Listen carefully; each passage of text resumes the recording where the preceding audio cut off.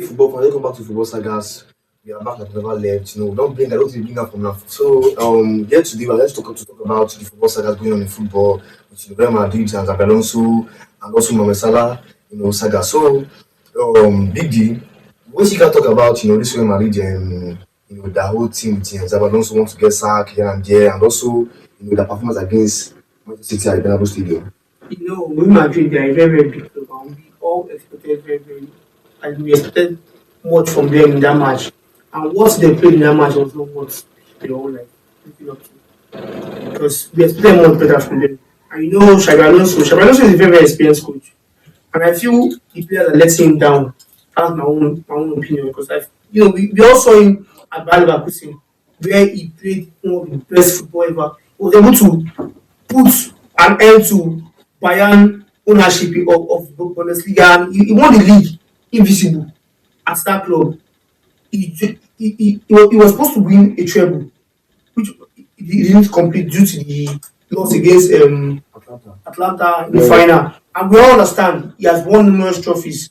But him going to Madrid, I feel it shouldn't have been something that should have happened so soon. But as it happened, One thing I know is Real Madrid don't kind of team they are the biggest club in the whole world currently. So whenever they come for you, bro, you must go because the money is there, the team and everything is there. So, it's a dream for everybody to want to play for Real Madrid or coach Real Madrid. yeah, So I feel like so now why and beside that man, I think he's a Real Madrid legend as well. So see, in is like I don't know how I would put it. He's at risk now because his legacy is at risk. For him going to Madrid now, they're trying to like ruin his legacy for him.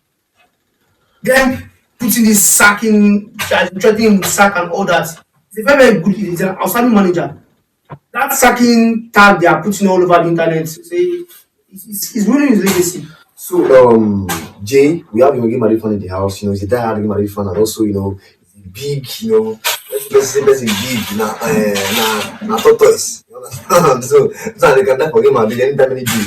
So Jay, what you got to talk about? The Alonso, legacy which is about to get ruined at Real Madrid. Okay, for Xabi Alonso, the problem with Xabi Alonso right now is implementing. You said he was good at Bayer Leverkusen. The whole world was almost went on beating Germany. He was a threat. He was able to bring out the best from these players. But now the problem he's facing in Real Madrid is implementing the same tactics he used in Bayer Leverkusen here is more difficult because this is where Mbappé comes in. Now he's building the team around Mbappé. He's making Mbappé the key focal point. Now, when you were in Bayer Leverkusen, you were not doing this. Even Florian Wirtz, before somebody opened their mouth and tell you Florian Wirtz was the best Leverkusen player, they really tell you technically. Because they had Victor Boniface that was banging in all cylinders. They had Nathan Tella, they had Grimaldo, they had many players. They even had Granit Xhaka. They had tons and tons of players that were doing their job perfectly. You cannot say, can you say Bayer Leverkusen was a Florian Wirtz team?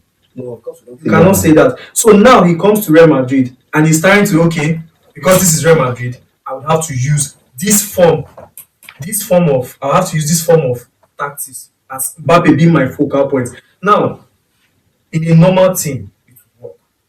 But in a Real Madrid team currently, where some players don't even know their position, it's not going to work. So currently, who is the problem of Real Madrid currently? Are you going to blame Xabi Alonso or are you going to blame the players or probably the board or the fans because the board and the fans they demand so much from from the coach and also from the players. But the way they go now, I don't really see for me personally, I don't know about you. So who do you think is the problem of Real Madrid? Is it the players or Xabi Alonso? Okay, the thing is, that in this situation, problems are in every department. There are problems.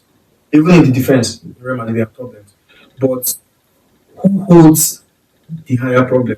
This is where you have to now sit back and look at the mathematics, look at the statistics. Before Mbappe joined, these people won the Champions League. They won the La Liga. And Vini, that everybody's now saying, oh, Vini is selfish, he can't play with Mbappe. This guy had 20 plus assists a season playing with Benzema up front. He had 44 or 45 goals and assists, 20 plus assists playing with Benzema up front. If he's that stingy or if he's that greedy, why would he have that amount of assists playing with Benzema up front? Why did it all change when Mbappe came? These are some of the questions we have to think back and ask ourselves. Then ask ourselves, Mbappe has scored 60 plus goals this calendar here, over 40 something for Real Madrid alone. Which Real Madrid player has double-digit assists to Mbappe, to Mbappe goals? How does it reflect in the way the team plays together? Can any of you tell me which Real Madrid player has 15 assists this year? Of course, nobody. So now, are you seeing that the way they are not playing as a total unit? Because if they are playing as a total unit, you see the likes of Jude Bellingham, they are making up to 15 assists. You see the likes of Adagula up to 15 assists because Mbappe is scoring the goals, but it is not reflecting the team play. This is where Xabi Alonso has a problem. Okay, so Jess Gucci, who do you think is the problem of Real Madrid? Well, I would say Mbappe is already the problem in my own opinion because we all know since we see Mbappe come Real Madrid, I think this hierarchy don't go on all over Mbappe. Maybe so Mbappe must go. Because we all know the likes of Vinicius. That man is very incredible when it comes to that aspect. He does not since Mbappe came in, he does not have that glory. He does not have that chances. Because we all know say Mbappe na players wey be say he no dey play inside that box. He no dey like dey inside box as in now.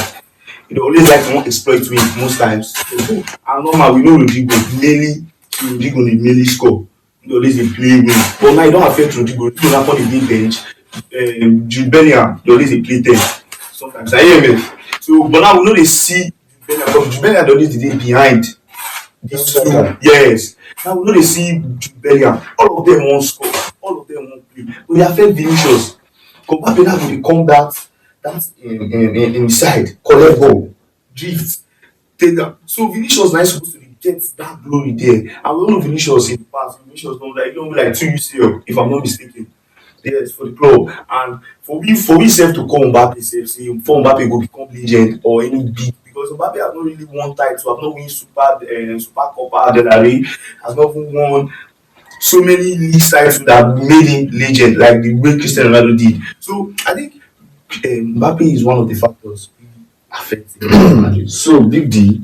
So what do you so now is Mbappe a Real Madrid legend? A legend. I won't say he's a legend because I feel he has not won enough for Madrid. But I want to like twist back to what you were saying. Okay. Them saying Mbappe is kind of the problem. I can't really say Mbappe is the problem of Madrid due to the fact that Madrid built their team on moments, not structure. They don't have the structure as a club. They are this club that rely on moments when players have this one or two moments, Mbappe moments, the Vinicius moments, Bellingham moments. You understand? So, and the defense has not been consistent. Sorry. So, just want to ask a question. The moment you're referring to, is it currently or in Madrid? Yes, in the past, that's how it has been. Okay. Before, maybe after the Cristiano Ronaldo era. Okay. But Even before the era, even they are before this club that rely on moments. So their defense has not been consistent. And you cannot just pour the problem on Mbappe. Mbappe is doing his job.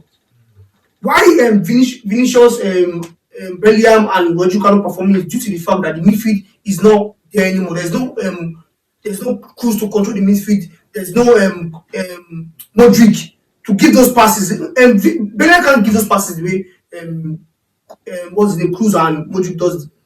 So what else to talk about? Okay. What you just said.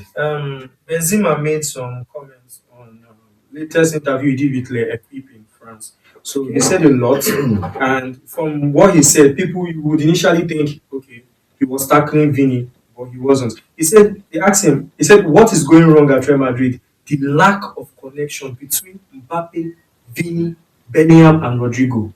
Each one needs to know his role. Jude needs to know he's a playmaker, not a striker. Mbappe needs to know he's a forward, not a playmaker. Vini needs to know he's a left winger, not a number 6. Once everyone knows their role better, it is done. Then they asked him about Xabi Alonso. He said Xabi Alonso really can't do anything. He has incredible names, so he must put those names on the pitch. It is difficult. Each guy has his ego. Those stars need to tell themselves that each of them has things they can bring to the team, and more than anything, they need to communicate. And the problem is when you don't accept there's a guy in front of you that scores more goals than you. Those problems happen when you have a lot of stars together. If your teammate is better than you, you have to accept it because that teammate still needs others. He can't do it all by himself. Okay, now there's a quote by Buddha, this legendary Buddha. He said, ego, in a battle of ego, the loser is the winner. That is why in this battle of ego now, Vini is winning. He's the loser, but he's winning. Why? Because he has already established himself in Real Madrid. He has already won trophies. He has already won the heart of Real Madrid fans. Mbappe is the one that needs to prove himself. So why both of them clash egos? Mbappe, knowing that he is the better player and probably the bigger player, he should be more humble in bringing them together. Now, let me tell you what Ronaldo did in this, which is why I always tell you Ronaldo can never lace, Mbappe can never lace Ronaldo's boots, especially in Real Madrid. Ronaldo knew that ego was big. You are handling a Bale that Bale is nonchalant. True. Bale cannot tell Ronaldo is the greatest footballer. He doesn't. I don't want to say he doesn't kiss Ronaldo's backside. He says it as it is. Benzema, we know, initially was one of the most selfish footballer when he was playing with Ronaldo. Ronaldo would even give him open chances, he would miss it, and yet he would be unapologetic about it. But what did Ronaldo do? He started building the confidence of each player around him, especially the attackers. He would go to Di Maria, communicate with them. He would go to Ozil, have communication with them, James Rodriguez, Isco. Now, he built a connection with Benzema. There was a game where Benzema has not scored for like 10 straight games or 5 straight games or so. Ronaldo he was on a hat-trick, he had 2 goals. He gave the penalty to Benzema. And when Benzema scored, it did not just end there. He went to the fans. I was telling them, pointing at Benzema, that they should stop booing Benzema and hail him instead. As the best player, Benzema was proud. He did not go and approach Ronaldo. He does not have any friendship with Ronaldo. But Ronaldo, knowing that he's the leader and not just the best player, he tried to involve the players with humility. Let them know that even if I'm scoring more than you, we are one. As Mbappé done that to Real Madrid. Okay, so to break this open down, so what do you think Real Madrid can do to move forward? Now, Real Madrid needs to build a structure. If you guys watched the last game that we played, Mbappé was on the bench injured, but we saw Rodrigo get his confidence back. Any manager in the world knows that Rodrigo is a world-class footballer. We saw him dismantle Pep. Pep would throw any tactics against Real Madrid. Rodrigo will come in from the bench and score 2 goals in 88, from 88 minutes to 90. He has this skill set where he knows how to be in the right position. All he needs is a manager that has confidence in him. And then we saw Xabi Alonso, after abandoning the golden child, Gonzalo Garcia, he finally put him up front from nowhere, after not even integrating him in the team. He has to build a structure whereby all these players know their position. Now, look at this guy. They call Jude Bellingham. He's supposed to be our playmaker. You see him in the box. What are you doing in the box? Do you know that this season, Ederson, was it last season? Last season, Ederson had almost the same chances created as Jude Bellingham. Okay, so guys, we'll leave in the comments to tell us what you think about the Real Madrid saga. So please, like, comment, share, and follow.